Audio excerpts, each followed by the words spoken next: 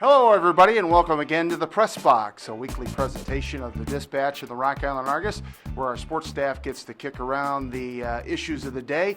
This week, we're considering Week 7 of the football season. I'm Steve Tappa. This is my fellow sports staffer, Dan McCarowitz. Or I should say Daniel McCarowitz. Sorry. My mom thanks you, too. Yeah, that's right. We want to kick off this week with a look at area games, actually, because I think the biggest game in the area, Erie-Prophetstown hosting Sterling Newman, a battle of state-ranked teams with the Three Rivers North Conference title on the line. Yeah, I mean, it's safe to say both 4-0. That is the de facto Three Rivers North championship game. And you said this earlier that neither Erie nor Prophetstown has won a conference title since 1988, so well before the current team members were born. Brett Belema was a freshman at Iowa at that point, so that's how long ago that was. And you know, it seems like it looks like things could be in Erie-Prophetstown's favor to knock off Newman, but you know as well as I do how good Newman's tradition is and how competitive and how good and balanced they are every year.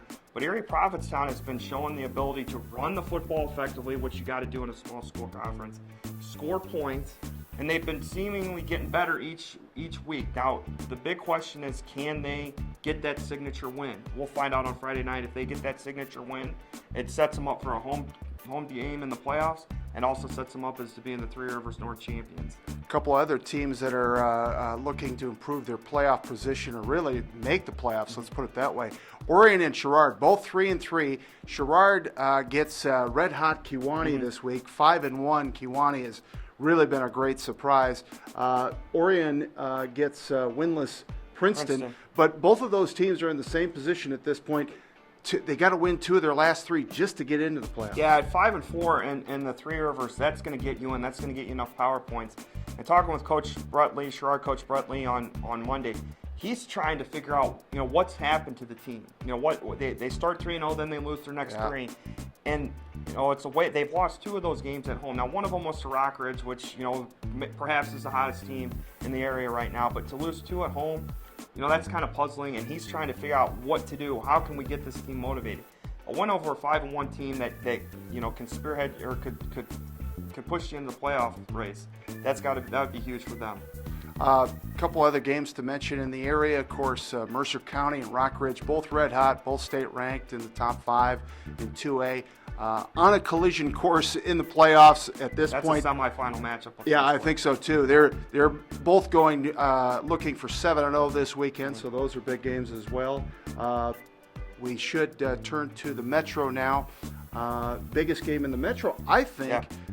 Geneseo taking on Sterling, a usual NCIC, Reagan, Northern Illinois, Big 12, West title showdown. And it's going to be, again, although I think Geneseo's got the inside edge this time. Geneseo should win that thing handily.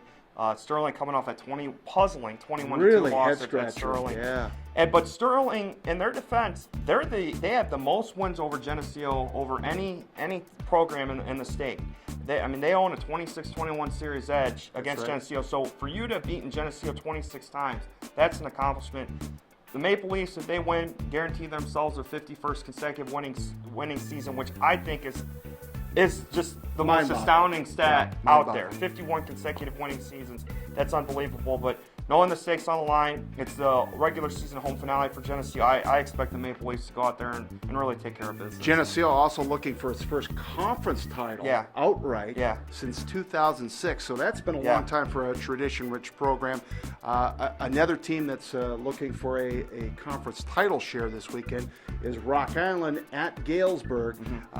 Rocks won the big one against Alleman. Now they got to finish it up. They got Galesburg and they got Moline the next 2 weeks. And technically, Galesburg, they could still have a title share because I believe they're 2-1 in the Big Six. So going down to Van Dyke Field, that there is something to play for Galesburg. So that's going to make it a little bit more challenging per se to Rock Island. But the way Rocky's playing with their defense and with their offense kind of clicking too, they should be able to go down there and get a victory. Alleman gets a bounce-back game this week with Peoria Manual. Of course, Moline takes on Quincy. That's going to be a great game. And then UT at Peoria Notre Dame. So that's your slate of high school football action this weekend. Hopefully we see you at a ball game. If we don't, we'll see you back here next week on the Press Box.